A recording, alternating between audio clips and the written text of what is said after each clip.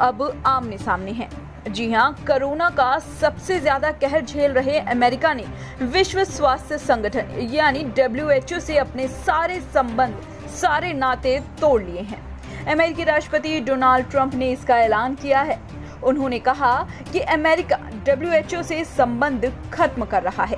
राष्ट्रपति Donald Trump ने कहा कि अमेरिका विश्व स्वास्थ्य संगठन से अपने ताल्लुकात अब खत्म करने जा रहा है। उन्होंने आगे कहा कि WHO नोवेल कोरोना वायरस के प्रारंभिक फैलाव को सही तरीके से रोकने में नाकामयाब हुआ। आपको बता दें, ट्रंप ने आगे कहा, $40 मिलियन प्रति साल का भुगतान करने के बावजूद WHO पर चीन का नियंत्रण है, जबकि अमेरिका प्रति साल $450 मिलियन का भुगतान कर रहा है। WHO कोरोना को रोकने में शुरुआती स्तर पर नाकाम रहा, क्योंकि अब सुधार की जरूरत है। इसलिए आज हम WHO के साथ अपने संबंधों को हर तरीके से खत्म कर रहे हैं। आपको बता दें, अमेरिका और चीन में कोरोना वायरस को लेकर पहले से ही विवाद चल रहा है। आरोप प्रत्यारोप की ये झड़ी अब लगातार बढ़ती ही जा रही है।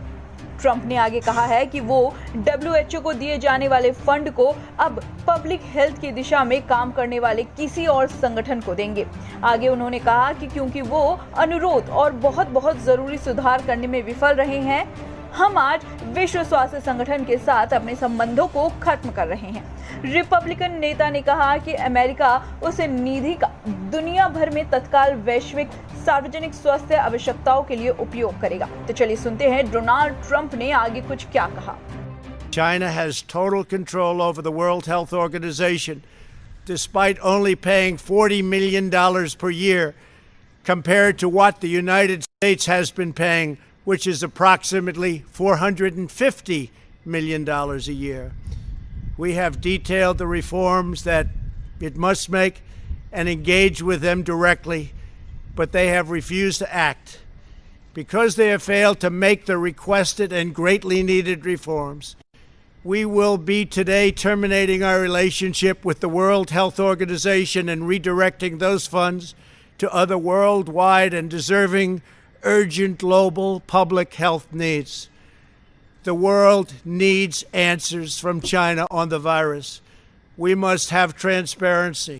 Why is it that China shut off infected people from Wuhan to all other parts of China? It went nowhere else. It didn't go to Beijing. It went nowhere else. But they allowed them to freely travel throughout the world, including Europe and the United States. आपको ये भी बता दें कि Beijing ने America के आरोपों से इनकार किया है कि खतरा तब बढ़ा जब पिछले साल चीनी शहर वुहान में ये वायरस पहली बार सामने आया था। इसमें कहा गया है कि वॉशिंगटन WHO को अपनी जिम्मेदारियों से भटकाने की कोशिश कर रहा है और वायरस को लेकर अपनी असमान प्रतिक्रिया के लिए दोष दूसरों पर मढ़ रहा है। विश्व स्वास्थ्य संगठन यानी WHO के बजट में अमेरिका सबसे अधिक योगदान देता था। उसने पिछले साल WHO को कम से कम $400 मिलियन दिए थे। फिलहाल